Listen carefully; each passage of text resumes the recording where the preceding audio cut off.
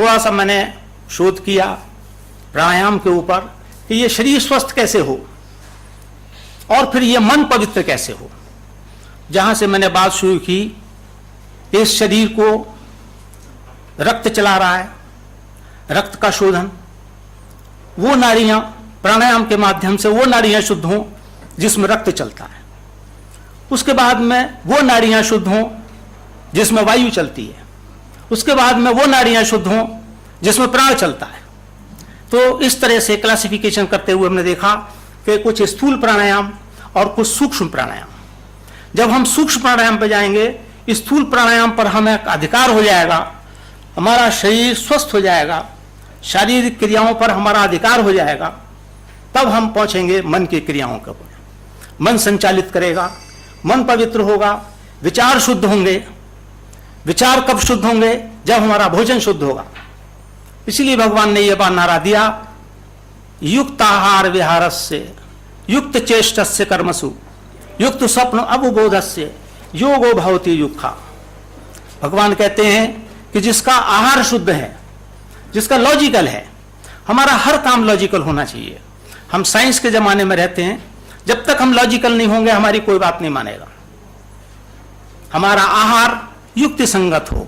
युक्ति संगत में मैंने और थोड़ा सा पढ़ के देखा, समझ के देखा, तो क्या खाएं, कब खाएं, कितना खाएं, ये युक्ति संगत हो गया।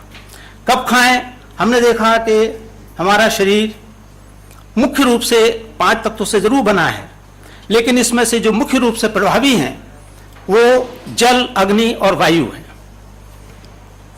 पृथ्वी तत्व सूक्ष्म है, आकाश तत्व और सूक्ष्म है, वो सूक्ष्म रूप से हमारे मन पर प्रभाव डालता है, लेकिन स्थूल देह पर हमारे जल, अग्नि और वायु प्रभाव डालता है। अग्नि भी स्पष्ट रूप से, प्रत्यक्ष रूप से प्रभाव नहीं डालता। जल और अग्नि 2 तत्व हमारे शरीर में प्रभाव डालते हैं। मैं एक उदाहरण देता हूं। अभी यहां पर एक बहुत सारे इतने सुगंध के फूल रखे हुए हैं, और ज्यादा बढ़िया यहां पर सुगंध रख दी जाए और यहां से पंखा आपकी तरफ को चला दिया जाए, तो आप देखेंगे सुगंध आनी शुरू हो जाएगी आपके पास।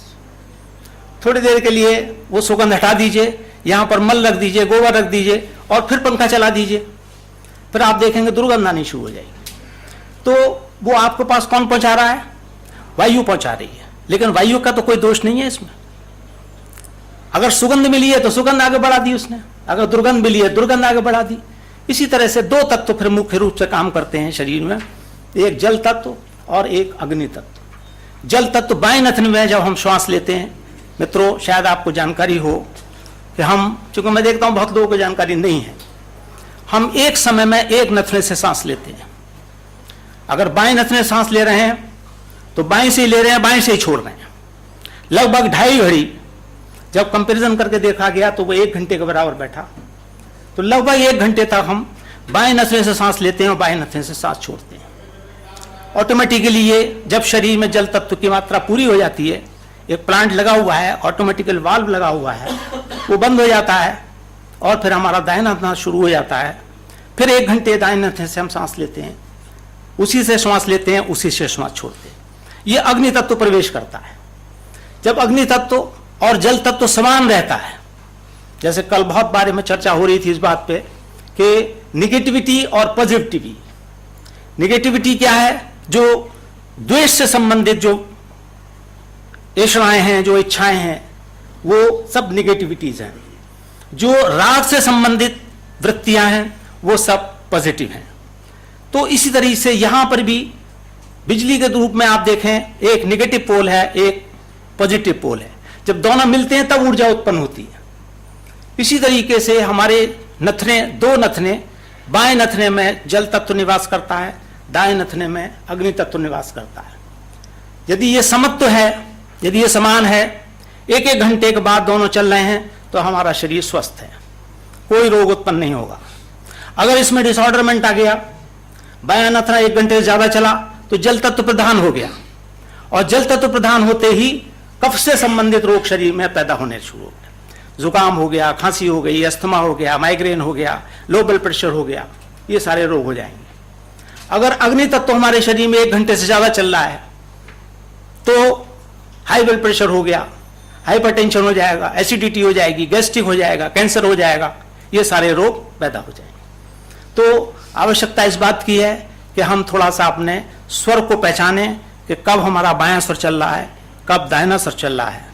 इसको हमें सम करना है। अगर दाहिना ज़्यादा चल रहा है तो बाएं ज़्यादा चला देंगे, बात बराबर हो जाएगी, समत्व हो जाएगा। अगर बायां ज़्यादा चल रहा है, दायां चला देंगे, दोनों को पैरेलल कर देंगे, बराबर कर देंगे और शरीर हमारा स्वस्थ हो जाएगा। इसके लिए मैं अभी थोड़ा सा, चूँकि 5 मिनट और लूँगा आपके, हालांकि मुझे खुद आपसे ज़्यादा जल्दी है मुझे, चूँकि मेरी गाड़ी छुट्टी आ रही है। तो थोड़ा सा आप जरा सा कमर सीधी करके बैठे, जहाँ जहाँ जो लोग हैं 1-1 मिनट का एक विचार प्राणायाम जरा से कराता हूँ, आप देखेंगे उसका प्रभाव। और ये तो मेरा घर है, मेरा इंस्टीट्यूट, मेरा अपना इंस्टीट्यूट है, मेरा घर है। जब कभी भी आवश्यकता पड़ेगी मैं फिर आ जाऊँगा, आता भी रहता हूँ मैं। तो कमर सीधी करके बैठें और दाहिने हाथ से इस तरह का पोस्चर बनाएं। आप लोग भी बनाएं, अब आपका जमाना आ रहा है। अब ये सर्दी का मौसम आ रहा है। सर्दी का मौसम आते ही हमारे शरीर में जल तत्व की मात्रा बढ़ने लगेगी, अग्नि तत्व कम होने लगेगा, खांसी उठानी शुरू हो जाएगी, जुकाम होगा, खांसी होगा, ये सारे रोग हो जाएंगे। तो मैं कभी कभी कहता हूँ, एक मुरादाबाद में हमने एक सीनियर सिटीजन वेलफेयर सोसाइटी बनाई है, उसका मैं प्रेसिडेंट हूँ, और मैं कहता हूँ कि जवानों से ज्यादा बुड्ढों को स्वस्थ रहने की जरूरत है। तो लोग कहते हैं आप बुड्ढे हैं क्या? मैंने कहा नहीं, मैं बुड्ढा नहीं हूँ, मैं तो I am a young man of 70 years old।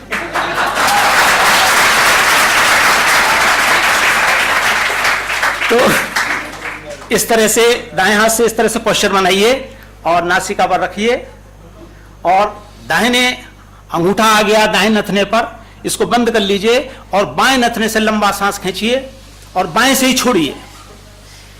Left से इनहेल कीजिए और लेफ्ट से ही छोड़िए, फिर लेफ्ट से लीजिए, दाहिने को बंद रखिए और बाएं से 3 बार लीजिए और 3 बार छोड़िए, लंबा गहरा सांस। अब बाएं को बंद कर लीजिए, जब 3 बार पूरा हो जाए, अब दाएं नथने से 3 बार श्वास लीजिए और 3 बार छोड़िए, दाएं से लीजिए, दाएं से छोड़िए। पोस्चर इस तरह से बनाइए बच्चा। सेकंड नंबर, हाँ, एक हाथ से उसी से प्रयोग कीजिए, एक हाथ को प्रयोग कीजिए, ये पोस्चर बनाइए। जब 3 बार हो जाए तो हाथ को हटा लीजिए जल्दी से और दोनों नथनों से सांस खींचिए और मुंह से सांस छोड़िए। जितनी ये यहां पर, अब इसको समझ लीजिए, अब रुक जाइए। ये 7 श्वास प्रश्वास मिलाकर एक प्राणायाम हुआ, इसको रिपीट करिएगा 3, 4, 5 बार कम से कम इसको कीजिएगा। तो आप देखेंगे बहुत जल्दी नासिका की जो नाड़ियां हैं वो फ्रेश होने लगेंगी। इसको समझ लें, हमने मुंह से सांस क्यों लिया? एक घर्षण किया हमने। साइंस का एक नियम है, जब तक फ्रिक्शन नहीं होगा जब तक पावर एनर्जी पैदा नहीं होगी। जब फ्रिक्शन दिया है हमने, लगातार एक ही लाइन में 3 बार खींचा है, लगातार दूसरी लाइन में 3 बार खींचा है, वहां फ्रिक्शन पैदा हुआ। फ्रिक्शन होते ही एकदम ऊर्जा पैदा हो जाएगी, एनर्जी पैदा हो जाएगी।